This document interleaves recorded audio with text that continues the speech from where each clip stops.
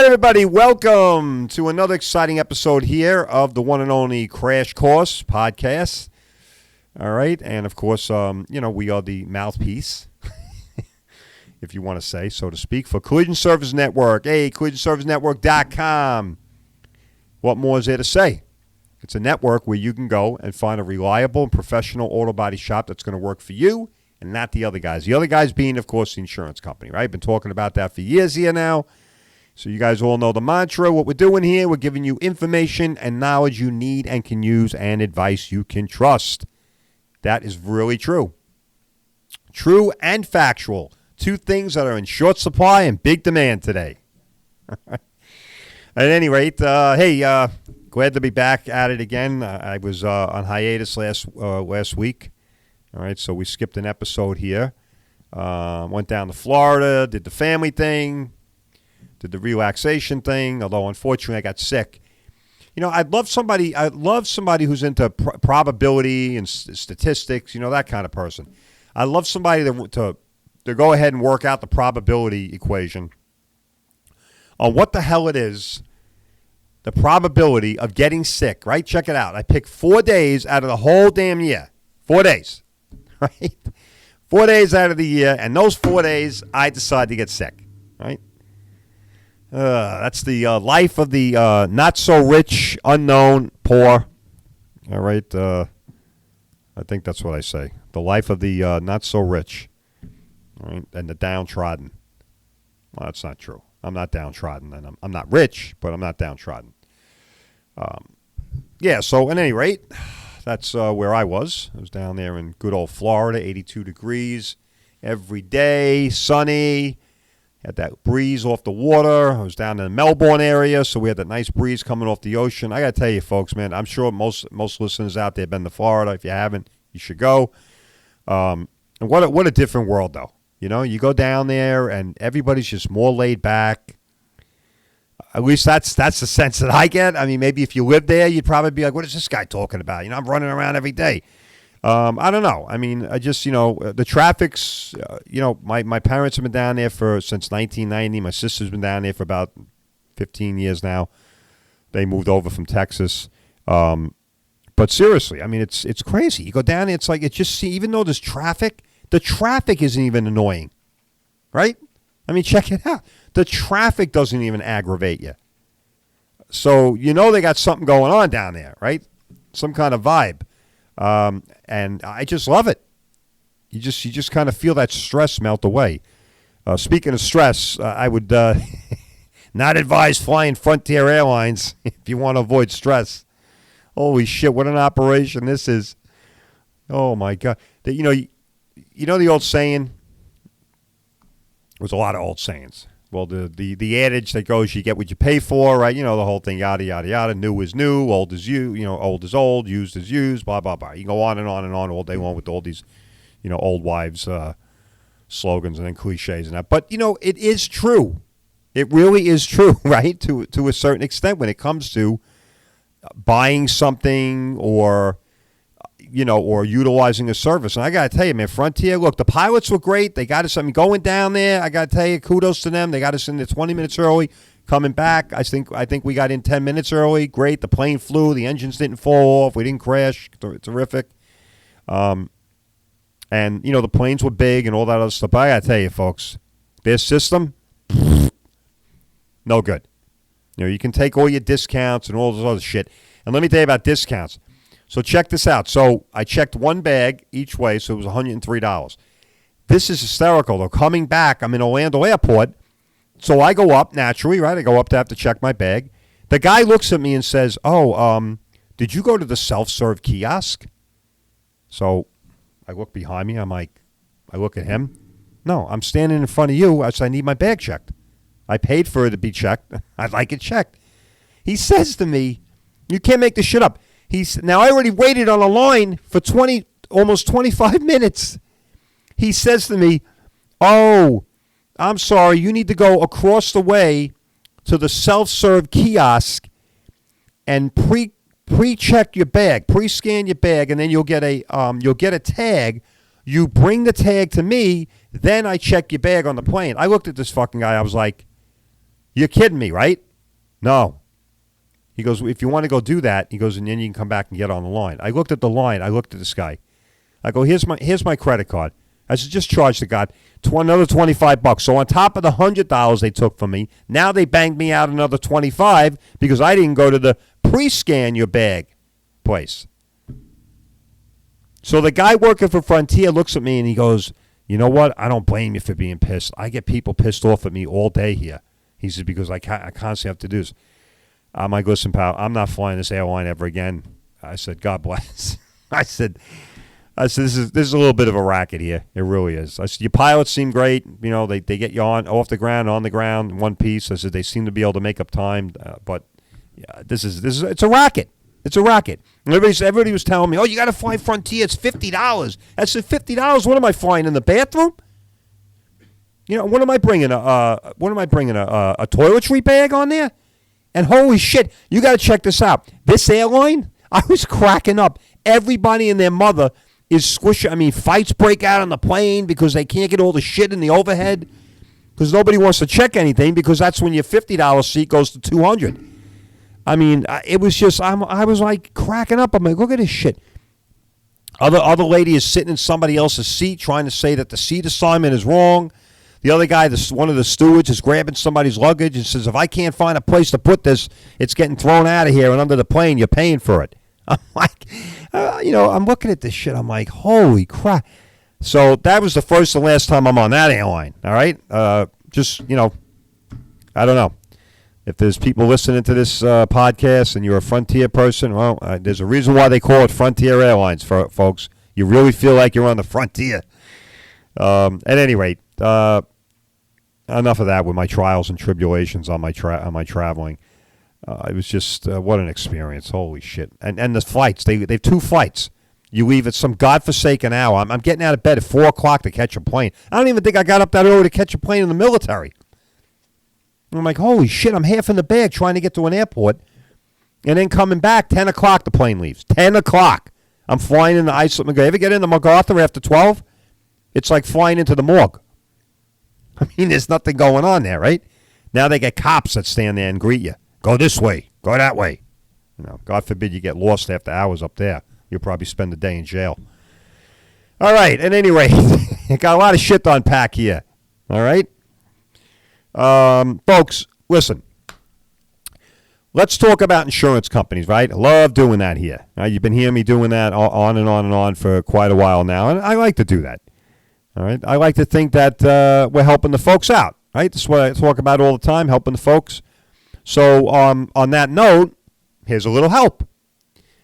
I don't know how many of you are insured with Allstate, Geico, State Farm, probably a lot, right? They're big outfits.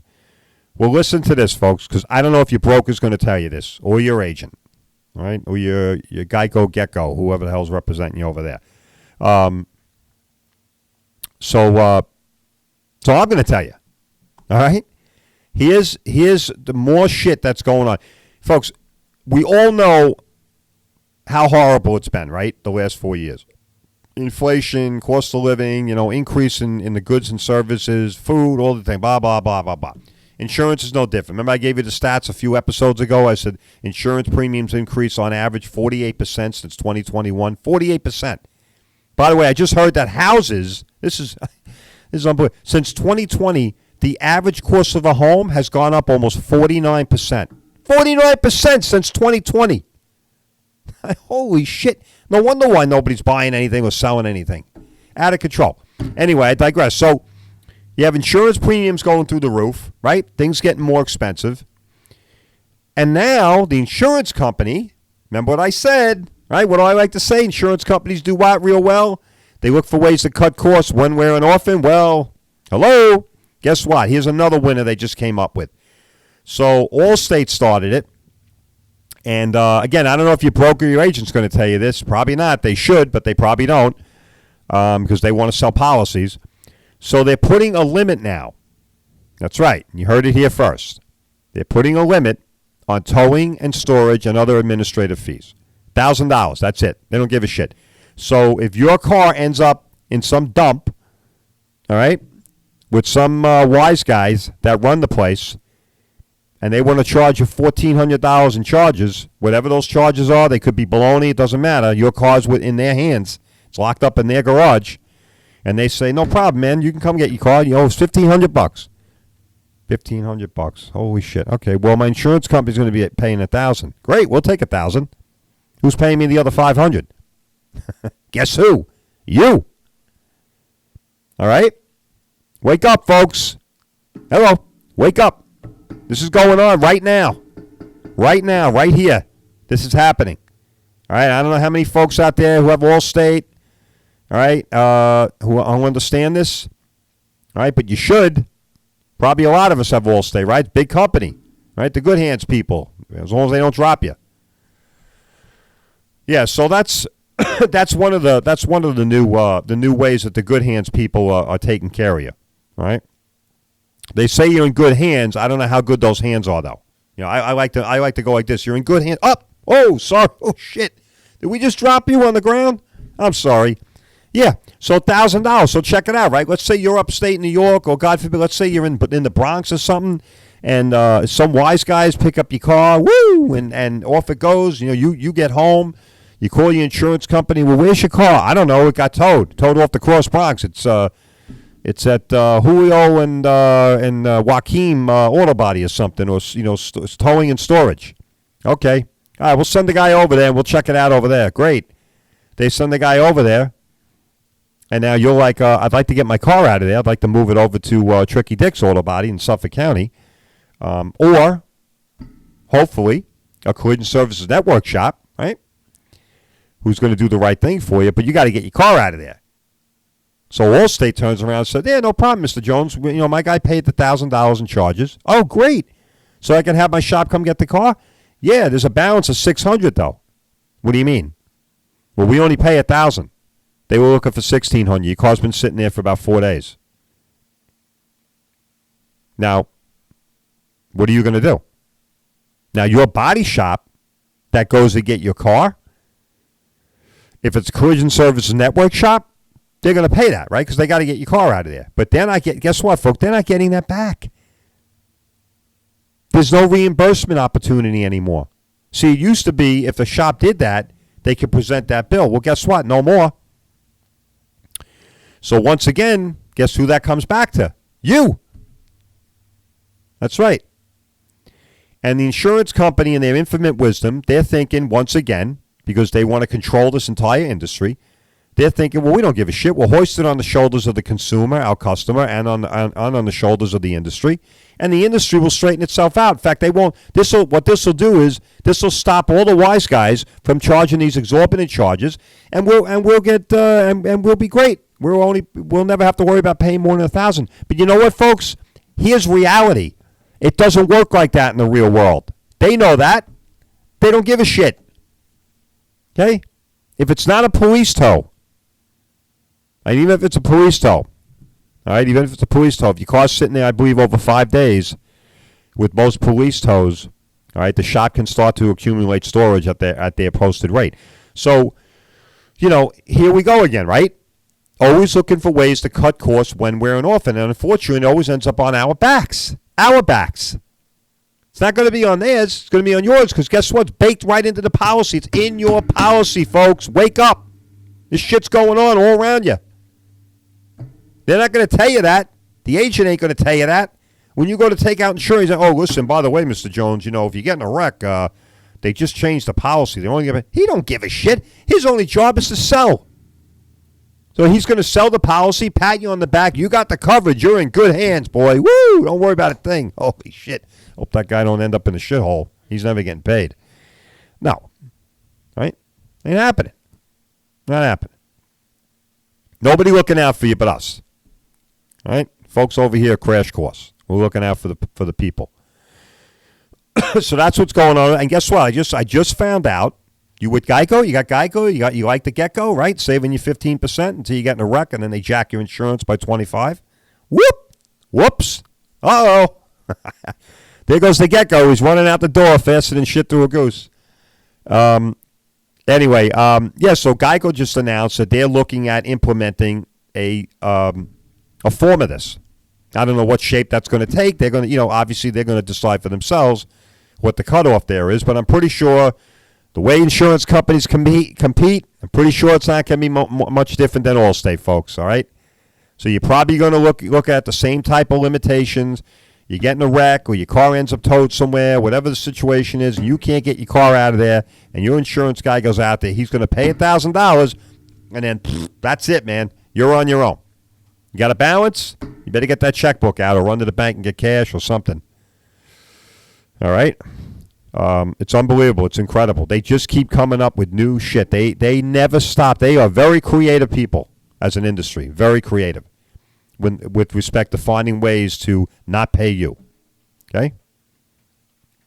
Now, if they were sitting here with me, that's bullshit. We pay all the time. Yeah, you do pay. Of course you pay. You have to pay.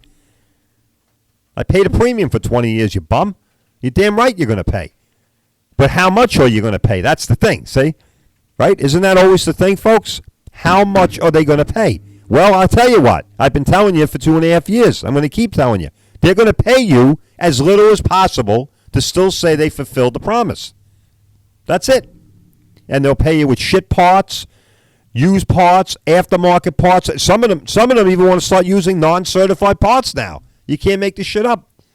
And the reason why I want everybody to understand this is because this is affecting you. It's not affecting them. It's not affecting your body shop. It's affecting you. You're leasing a car, right? A lot of people want to get back into leasing. Great. Go ahead, knock yourself out. Now you come to a body shop. Body shop says, "Oh, hold on here. I can't put Lexus, Honda, Volkswagen. I can't put any of those parts on. What do you mean? Well, I'm not getting paid for them, and the let off on the pricing is getting wider, right? Inflation, cost of goods going through the roof. So guess what, folks? The let off on the price. What's the let off? Right? The let off is the difference between the OEM and the aftermarket. So if the aftermarket is 100 and the OEM is 200, and I go to the OEM, I'm only getting $100. What can you do for the OEM's going to say, I'll take $50 off, if that. Right? In this climate, that margin is shrinking again. Maybe you only get $25 off. You think the body shop's going to take a $25 let off? No. They're going to put the shit part on. Then, and they want to start using non-certified parts. Folks, let me tell you, when you hear non-certified, all right, that's a red flag. That's a red flag, big time. Okay? Now, they'll tell you, we're just using it on retainers and brackets and grills and all this other shit. Like that doesn't matter, right? Like that doesn't have to stay on the car.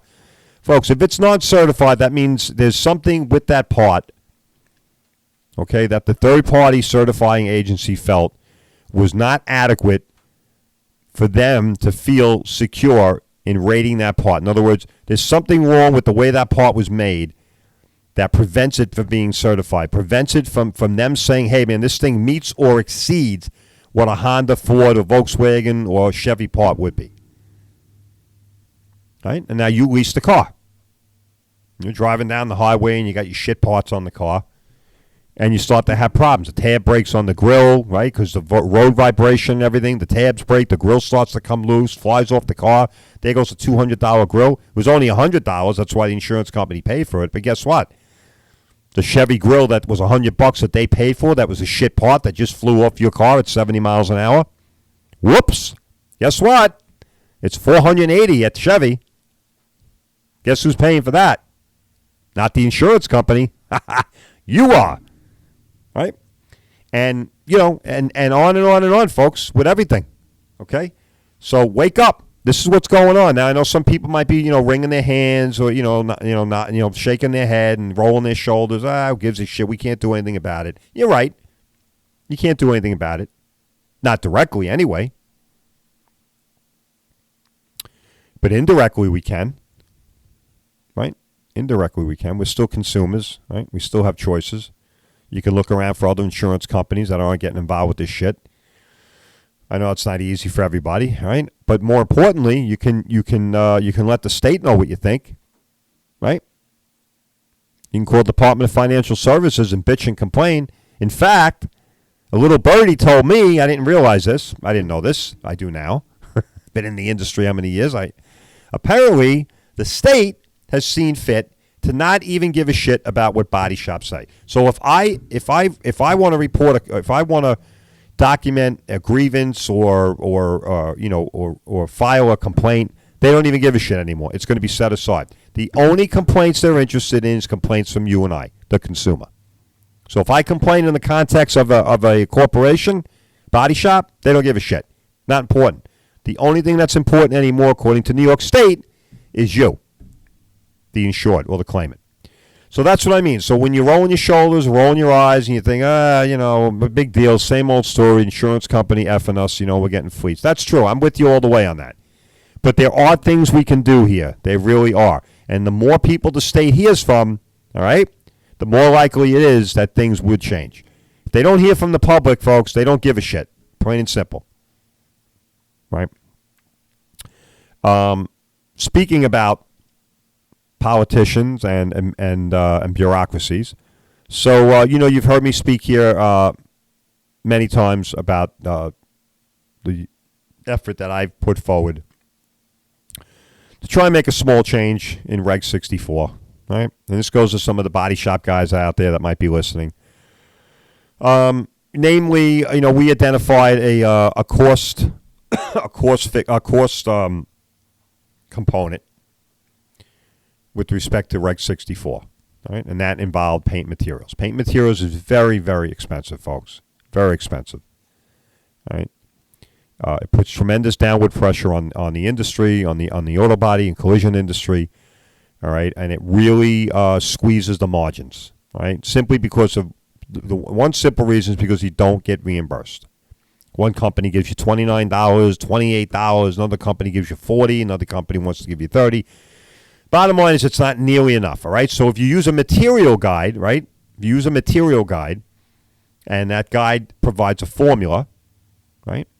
It's a formal formula that's been recognized by both the industry and the insurance industry, by both the body shop industry and insurance, all right? And what it does is it helps to standardize, all right, in real time, the cost of paint materials per job.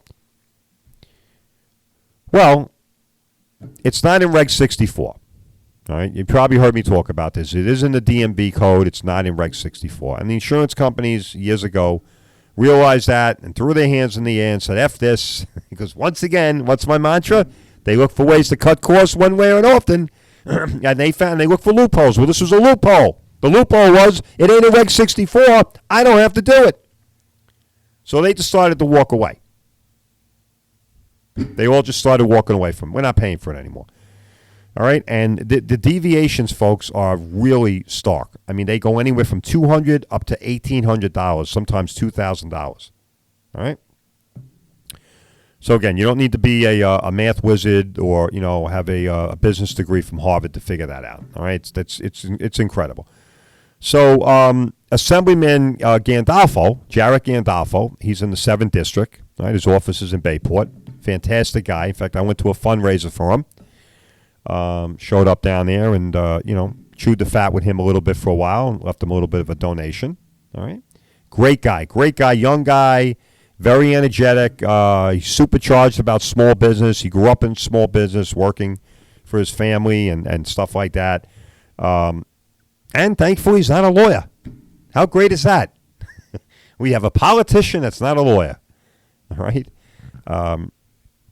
Yeah. So, and he serves on the committee that addresses issues concerning the insurance industry in New York State and also small business issues. So, anyway, I got together with him probably about a year ago, maybe more than that now. I don't know. I'm terrible with time. I put together this formal presentation. We gave it to him. He was very impressed. All right, where I highlighted different things in the reg that I thought we could get changed that would have the effect of forcing the insurance industry in New York State to have to negotiate a paint materials guide. Well, make a long story short, I got some bad news at the fundraiser. Turns out they did finally have a meeting with the powers to be over there at the Department of Financial Services, and no surprise, right? Should be no surprise to anybody living in New York State. He was basically told in a very polite way to go pound salt.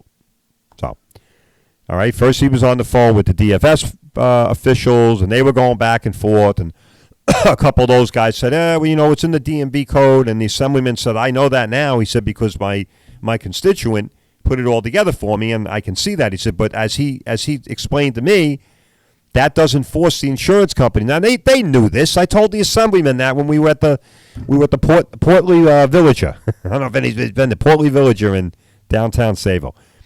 And I said to them, I go, they already knew that. I said, they're not stupid. They knew the DMV code has no influence on the insurance code, on the insurance law. So they went back and forth. He said for about 3 days, and then eventually there were a bunch of lawyers that got on the phone on the third day. And, in short, they kind of told the assemblyman in a nice way that, this was not going to see the light of day. Right? So what that meant was the insurance companies, people, the lawyers got together with their lawyers, and they said, you got to make this go away because this will end up, increasing costs for us, and God forbid we should have to actually pay for shit. No, they probably didn't say that. That's what I'm paraphrasing here. But this is what they did, right? It's politics in New York, and New York's the most corrupt place. One of the most corrupt places in the country, New York State, the politics of New York State, all right? And the insurance companies are, they're in the pocket up there of everybody. That's why Cuomo, when the head Democrat in charge up there, Cuomo, decided to abolish the New York State Department of Insurance, that was payback to his insurance cronies that paid him off, that funded his campaign, all right? So always follow the money, folks. Follow the money.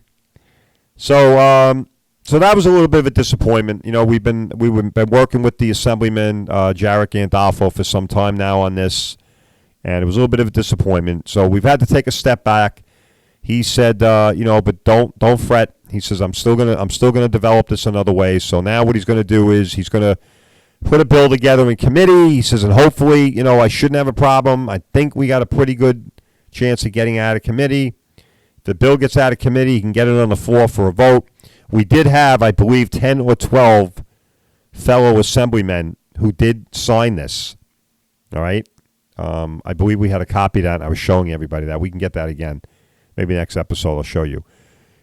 These guys basically signed on to sponsor this effort, so that was great. All right?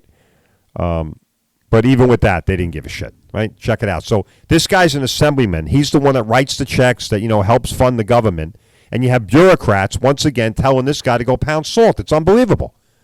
Unelected bureaucrats, people that draw a paycheck from the taxpayer, are telling the politician who sets up the regs and the bylaws for these assholes, and they tell him to go pound salt when he's asking them to change the reg. You can't make this shit up. You really can't. All right? I know we're not going to change anything. I'm just venting here. Anyway, so we're still working on it. All right. So if you're in the body shop and you hear my voice, all right, and you're curious about what was going on with that, that's what's going on. All right. We got to regroup, and we got to try to. Me personally, I always thought from the beginning that was the better route. All right. I always thought that it was going to have to be forced through legislation. He didn't think so. Maybe he was a little naive. He's a new guy. He's newly appointed assemblyman, so he was a little naive, young guy, motivated. I think he thought that, with sponsorships and everything, that these people were just going to, open the golden gates and everything was going to be kumbaya. But that's not the way it works up there, right? He knows that now. All right, so we're going to try the legislative route, and hopefully we get some traction with that, and we can get that changed for the insurance industry. That would be statewide too, right? Nobody else doing this, folks. Just little old me with Collision Service Network and Crash Course. All right, we're trying. We're trying to do something. We're trying to make a change. We're trying to affect some kind of a positive outcome here. Change the trajectory of the auto body industry here in Long Island, because it really sucks. It really does. All right, it's really in the tank around here. Insurance companies are just clamping down, trying to control more and more of this. I think in last episode I told you about some body shops that I was very familiar with, both professionally and personally. I've just found out that they've decided to go over to the dark side and become direct repair. All right, folks, this doesn't help any of us. All right, this destroys so many good things across the board. All right, I've talked about this at length. All right, drives down wages, drives down competition, results in subpar repairs, subpar outcomes. All right, And in my humble opinion, it even presents a potential safety hazard. Right? I think it directly implicates a safety issue for the consumer. Right? If you're in bed with somebody and they're paying you, right? How anxious are you going to be to do the right thing? Right? All right. I think we're gonna close it out there on that. All right. Hopefully everybody got a little something out of that. Next episode, we're going to tear into State Farm, and I'll let you know what they're doing and some of their antics that they're about to, they're actually already doing, and they're about to amp it up and go to the next step. All right? And again, folks, remember this one thing, though. This affects you. It's not just me, not just the body shop. It affects all of us as consumers. All right? Sooner or later, this shit's going to be coming out of our pocket. All right? It's already enough that we have to come up with deductibles now. They don't give a shit. They think we're going to start, putting more money on the table. All right. Hey, before I go, again, let me give a shout out to V&J Auto Body, our amazing sponsors here. Right. I think you can see them on the banner when you look at the podcast, or if you check us out on Instagram. Folks, follow us on Instagram, please. We're real active on there. We do have a YouTube channels. Right. Please go to YouTube. Our subscription keeps going up. We appreciate it. Tell your friends and family about us. All right, we're here for you, the folks. We're helping you out, giving you information and knowledge you need and can use, and knowledge and information you, well, let me rephrase that again. 62 years old with a head cold. We're giving you information and knowledge you need and can use, all right, and advice you can trust. And that's never been more important today than ever before, right? It's disinformation, misinformation, and it's no different in the insurance and auto body industry. All right, but seriously, V&J Auto Body, amazing sponsor of the show. All right, I work there. It's a great shop, most highly certified shop in Suffolk County. Folks, if you need your car fixed, you need to bring it to V&J Auto Body. All right, look those folks up. They're in beautiful downtown Lindenhurst, and they can be reached at 631-226-0070. Hey, I'll see you on the next episode.